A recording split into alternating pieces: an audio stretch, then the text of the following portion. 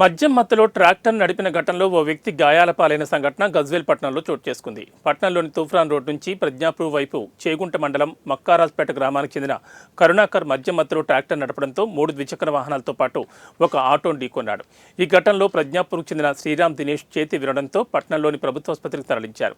బాధిత కుటుంబ సభ్యులు ఇచ్చిన ఫిర్యాదు మేరకు పోలీసులు కేసు నమోదు చేసుకుని దర్యాప్తు చేపట్టారు.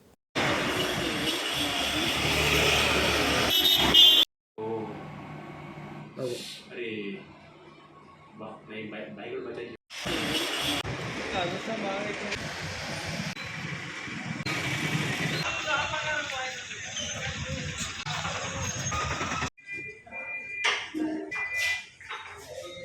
ఉద్దేశి ఇక్కడికి వచ్చి ఈ బండి తాకాడు.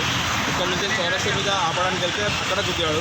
అక్కడ నుంచి వెళ్ళి పిక్చర్ రోడ్కి టర్నింగ్ మీద అక్కడ ఉన్న వాళ్ళ 3 బండ్ల మీద గుద్దాడు. అక్కడ నుంచి పిక్చర్ రోడ్ వైట్ శ్మశాన వాటి దగ్గర